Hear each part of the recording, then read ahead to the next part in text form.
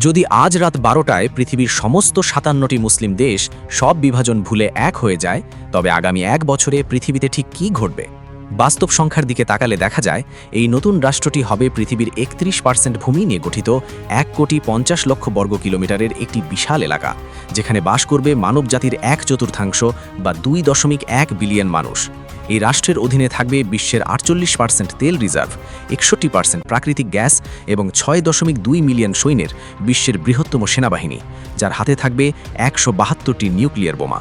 তবে সবচেয়ে গুরুত্বপূর্ণ বিষয় হল এই রাষ্ট্রটি বিশ্বের 3টি প্রধান জলপথ হরমুজ প্রণালী, সুয়েজ ক্যানেল এবং বাব এল মানদেব সম্পূর্ণ নিয়ন্ত্রণ করবে, যেখান দিয়ে বিশ্বের 92% সামুদ্রিক বাণিজ্য পরিচালিত হয়। অর্থাৎ এই রাষ্ট্র চাইলে কোনো যুদ্ধ ছাড়াই মাত্র একটি ঘোষণার মাধ্যমে পুরো পৃথিবীর অর্থনীতি স্থবির করে দিতে পারে। টাইমলাইন অনুযায়ী একতা ঘোষণার প্রথম 24 ঘন্টায় পৃথিবীর সব স্টক এক্সচেঞ্জ 15% ক্র্যাশ করবে, কারণ মুসলিম দেশগুলোর $7.5 ট্রিলিয়ন বিনিয়োগ তুলে নেওয়ার ভয় তৈরি হবে। রাশিয়া ও চীন দ্রুত এই রাষ্ট্রকে স্বীকৃতি দেবে এবং সপ্তাহখানেকের মধ্যে এটি বিশ্ব রাজনীতিতে ন্যাটো বা ব্রিক্সের বাইরে একটি শক্তিশালী তৃতীয় বিকল্প হিসেবে আত্মপ্রকাশ করবে। অনেকেই মনে করেন এই জোটের প্রথম কাজ হবে ইসরায়েলকে আক্রমণ করা, কিন্তু দক্ষ রাজনীতিবিদরা যুদ্ধের বদলে রাজনৈতিক চাপ প্রয়োগ করবেন। তারা 1967 সালের সীমানা অনুযায়ী ফিলিস্তিন রাষ্ট্র গঠনের শর্তে শান্তি চুক্তি করতে চাইবে এবং জলপথ বন্ধের হুমকির মুখে ইসরায়েল দ্রুত তা মেনে নিতে বাধ্য হবে।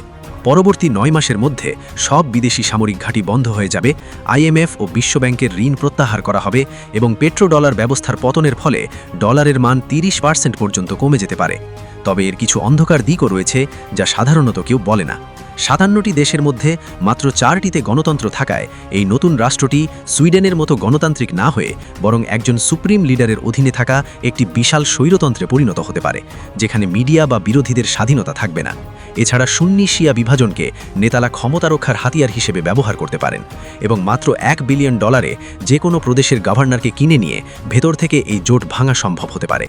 চরম অর্থনৈতিক বৈষম্য বজায় থাকবে, কারণ বড় কারখানা বা উচ্চ পদের চাকরিগুলো আরব বা তুরস্কের মতো উন্নত দেশগুলোর নিয়ন্ত্রণে থাকবে, আর বাংলাদেশ বা সোমালিয়ার মতো দেশগুলোর সাধারণ মানুষের ভাগ্যের বিশেষ পরিবর্তন হবে না। আসল প্রশ্ন হলো, এটি কি কখনো ঘটবে? উত্তর হলো কখনোই না। অনেকে পশ্চিমকে দায়ী করলেও আসল বাধা হলো মুসলিম নেতারা নিজেরাই। 1958 সালে মিশর ও সিরিয়ার জোট সৌদি আরবের বাধার কারণে ভেঙে গিয়েছিল, কারণ নেতারা ক্ষমতার নেতৃত্ব হারাতে চাননি।